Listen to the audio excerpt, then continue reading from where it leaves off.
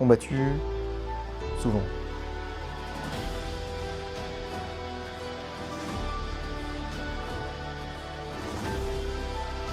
Battu, parfois.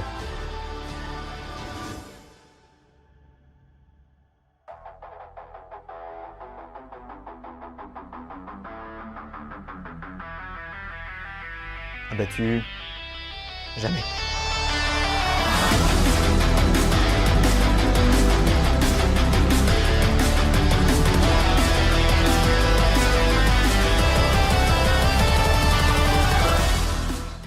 Il y a peu, j'ai découvert cette citation. Et ce que je dois dire, c'est que c'est exactement la mentalité qu'il faut avoir en prépa, à mon sens. Salut, moi c'est Enoun. Avant, je faisais des vidéos et depuis 2 ans, j'étais en prépa. Alors on retrouve nombre de vidéos sur internet qui retracent l'évolution d'étudiants qui étaient en classe préparatoire aux grandes écoles, mais j'ai une particularité, c'est que j'étais en filière MPI, que j'ai passé les concours en filière MPI. C'est pourquoi aujourd'hui, j'ai décidé de ressortir mon micro-cravate et de vous parler de cette filière plus en détail finalement. Ainsi, nous tâcherons de répondre à la question suivante: comment s'inscrit la filière MPI dans le paysage du post-bac français? Cette vidéo s'organisera en plusieurs parties. D'abord une contextualisation sur le cadre de la prépa en général, et plus particulièrement celui des classes préparatoires aux grandes écoles scientifiques. Ensuite, on se penchera plus particulièrement sur le cas de la filière MPI, qui est tout l'objet de cette vidéo. Pour ce faire, on essaiera d'abord de comprendre les enjeux de cette nouvelle filière, dont les épreuves ont été inaugurées cette année, puis nous analyserons les conséquences de l'apparition de la filière sur les autres filières, les écoles d'ingénieurs, etc.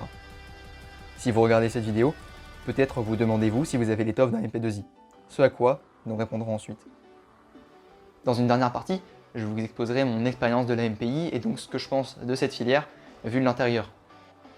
Si cela vous amène à vous poser davantage de questions sur la MPI ou sur la prépa en général, n'hésitez vraiment pas à me poser des questions dans l'espace commentaire, il est fait pour ça.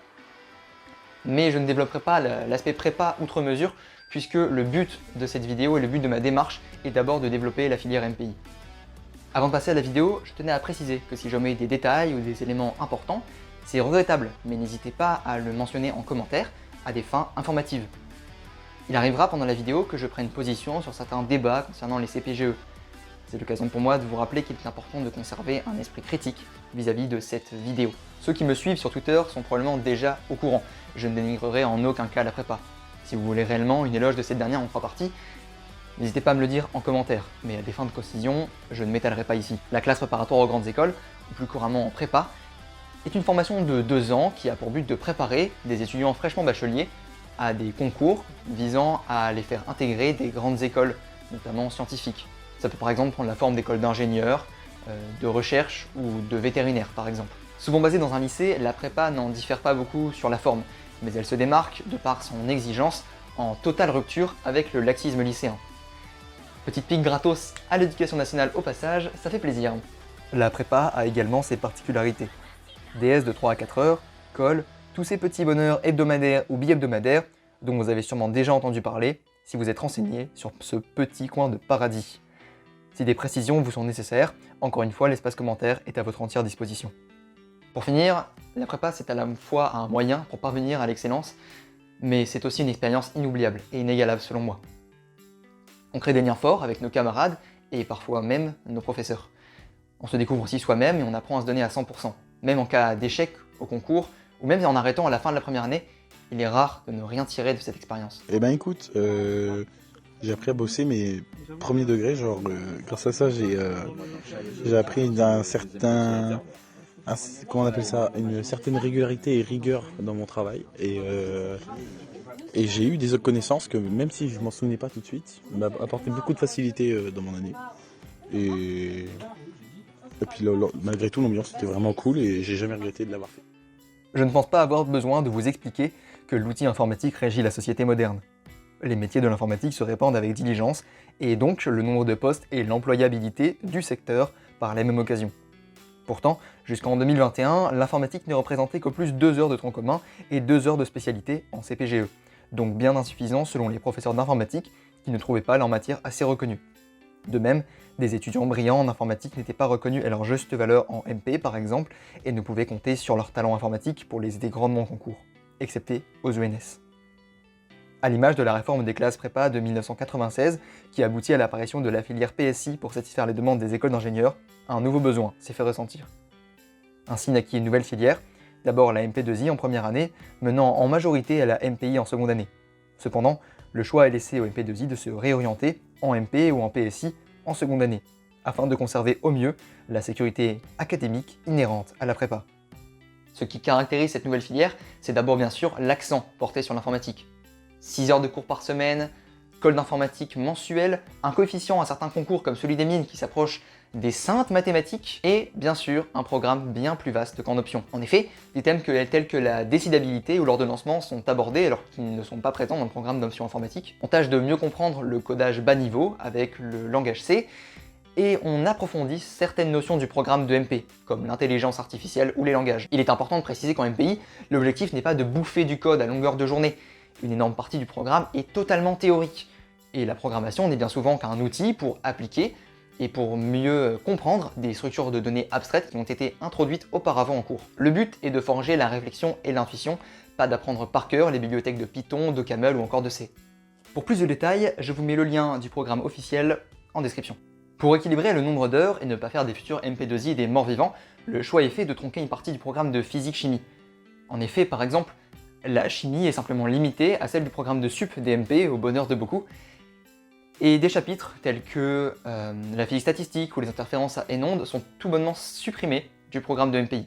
On notera tout de même l'ajout de quelques chapitres comme les portes logiques, en rapport bien évidemment direct avec le programme de MPI en informatique, et les faits de serre sont donc ajoutés au programme de MPI. Le programme de mathématiques est lui commun à celui de la filière MP. La proximité entre les programmes de MPSI et de MP2I, mais aussi de MP et de MPI en physique-chimie et en mathématiques, permet par exemple l'apparition de classes hybrides. C'est pourquoi, dans des lycées plus frileux ou moins peuplés, il n'est pas rare de voir se créer, à l'apparition de la filière, des classes de 24 MP2I et de 24 MPSI. Bien que 78% des MPI de France pour l'année 2023-2024 soient des classes de MPI complètes. Pour conclure, la MP2I est une porte d'entrée vers les grandes écoles d'ingénieurs, qui s'inscrit dans la continuité de la nouvelle spécialité NSI au lycée, mais qui permet une grande diversité de profils. Certains ont plus de facilité en physique-chimie, d'autres en mathématiques et d'autres en info. La nouvelle filière forme aussi et surtout des étudiants qui seront à l'aise dans 3 sciences, qui présentent certes quelques similitudes, mais sont intrinsèquement différentes. Une polyvalence essentielle donc au métier d'ingénieur. Au lendemain des publications des résultats des écrits, beaucoup l'ont compris. L'apparition de la filière MPI semblait avoir eu un impact sur les résultats des autres filières. Est-ce le cas? C'est indéniable. Et en effet, il est naturel que des écoles comme l'ENSIMAG, une école orientée plutôt informatique, laissent plus de place aux MPI. Autour de 5% des MPI l'intégreront, alors qu'en MP, seulement 1,5 à 2% des étudiants peuvent y prétendre. À un autre niveau, on peut mentionner le cas de l'ENSREN, qui a fait le choix de fermer ses portes aux MP en concours informatique au profit des MPI. Pour autant, il est important de relativiser. Au total, le nombre de places en école d'ingénieur, compte tenu du nombre d'étudiants en classe préparatoire, reste globalement le même. Seulement, les places sont différemment réparties. Par exemple, les arts et métiers étant fermés à la filière MPI, cela laisse plus de place au MP, ou du moins le même nombre de places pour autant de MP. Même s'il est important de rappeler que les arts et métiers recrutent essentiellement sur les filières PT et PSI. De plus, si on pourrait alors penser que la filière MP Option Info est amenée à disparaître, il y a tout de même quelques motifs d'espoir. Centrale Nantes par exemple, qui est peut-être l'école qui propose parmi les centrales la formation la plus développée en informatique, ne laisse que 5 places aux étudiants venant de la filière MPI. De manière plus générale, le concours Centrale Supélec précise que le nombre de places étant laissé aux étudiants venant de la filière MPI, compte tenu du nombre d'étudiants en MPI, est strictement le même ratio qu'en MP. Le seul avantage à la filière MPI était exclusif à la version 2023. En effet, en l'absence de 5 demi, c'est-à-dire d'étudiants qui font une 3e année dans l'espoir d'avoir une meilleure école qu'en 2e année, eh bien il y avait peut-être autant de places que l'année prochaine par exemple, pour un plus petit nombre d'étudiants. Pour autant, il est bien trop tôt pour tirer des conclusions par rapport aux conséquences de l'apparition de cette nouvelle filière. On peut simplement se servir de données ou de l'expérience passée de la filière PSI. Ce qui est certain, c'est que suite à cette petite perturbation, un certain régime transitoire est entamé pour les classes préparatoires, et l'avenir nous donnera l'allure de son régime permanent. On verra ainsi comment la MPI aura réussi à s'inscrire dans la durée, à se stabiliser et à former des futurs ingénieurs polyvalents.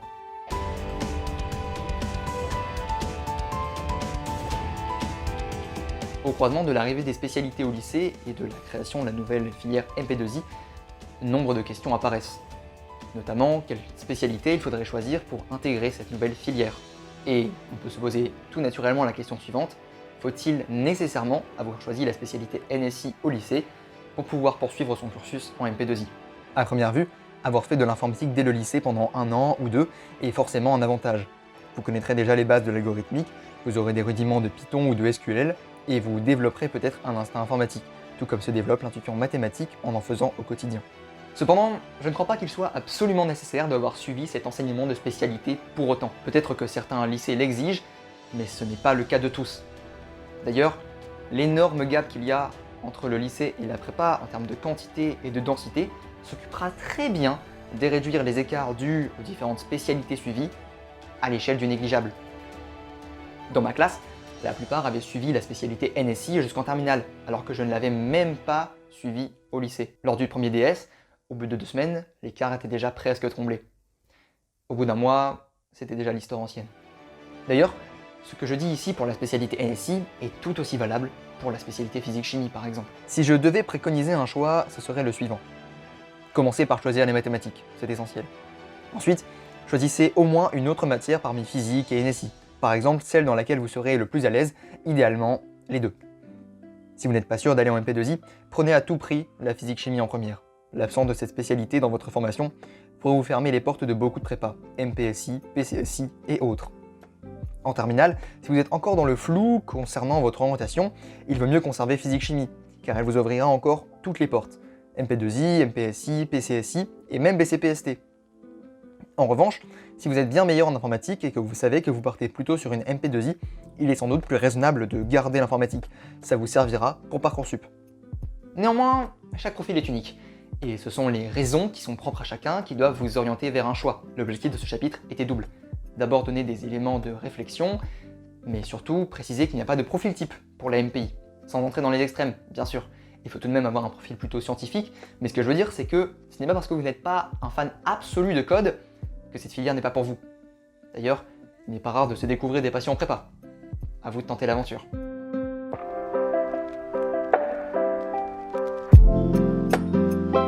Les statistiques sont une information, mais elles ne sont bien sûr pas suffisantes. En vrai, comment ça se passe la MPI? Déjà, si je vous ai annoncé un certain nombre d'heures de cours, c'est en réalité un peu plus flexible. À des fins pédagogiques, certains professeurs, par exemple, ont décidé de commencer l'école seulement au bout du 2e semestre, au profit d'heures de cours, par exemple. D'ailleurs, même le nombre d'heures de cours n'est pas forcément fixe. En effet, je n'avais que 6 heures de cours, 6 heures d'infos de manière générale, alors que certains de mes camarades en avaient 7 ou 8, avec par exemple 6 heures de cours et 1 à 2 heures de TP et de TD. Cela m'amène à émettre une première réserve sur mon témoignage. Suis-je même un MPI à part entière? En 2e année, nous n'étions que 4 MPI en classe étoilée. Cela nous a amené à baigner constamment dans un environnement constitué de MP. Cela m'a par exemple amené à travailler beaucoup plus la physique-chimie que beaucoup de mes pairs, car l'exigence était là, il fallait répondre. Au contraire, bien qu'étant moins bon en informatique, j'avais colossalement moins d'efforts à fournir pour avoir des bonnes notes.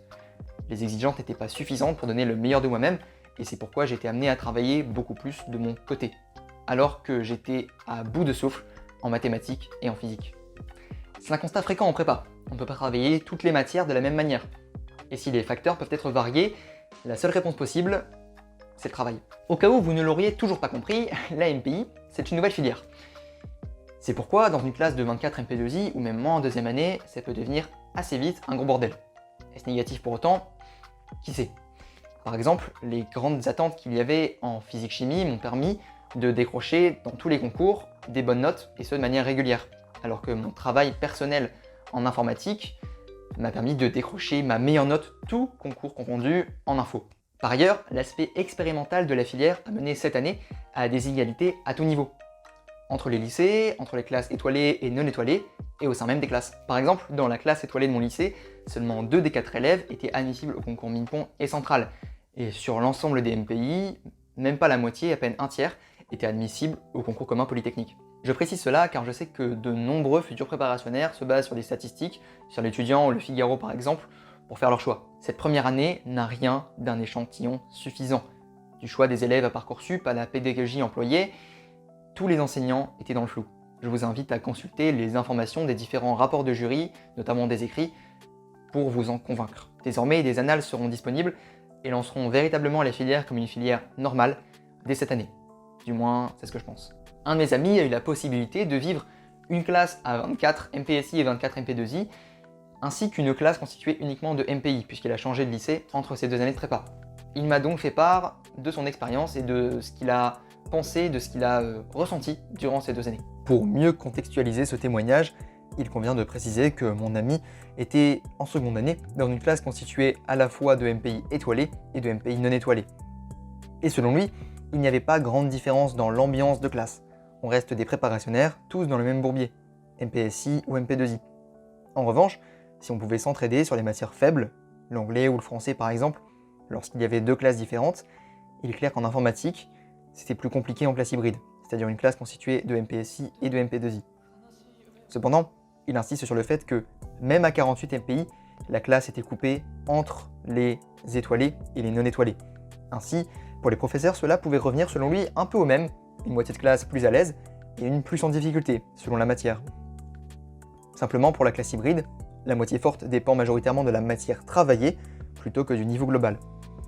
Il évoque ici l'écart de niveau criant qu'il y avait dans notre lycée entre MPSI et MP2I, en particulier en physique, alors qu'on avait le même professeur. Il identifie aussi le hors-programme, par exemple, qui est régulièrement proposé aux étoilés chez lui en 2e année, et le programme de MP qu'on travaillait dans mon lycée, quand même succinctement, même si on était en MPI. En confrontant nos 2 témoignages, ainsi que le fait qu'on avait globalement un même niveau d'ensemble à la fin de la première année et à peu près aussi à la fin de la 2e année, on peut en arriver à l'état de fait suivant par un raisonnement purement inductif et penser qu'il n'y a pas de meilleure version de la MPI entre la version mixée avec des MP et 100% MPI. Simplement, c'est à vous de choisir d'une certaine manière ce que vous préférez et c'est aussi la possibilité pour les MPI version 2023 de me dire ce qu'ils en pensent.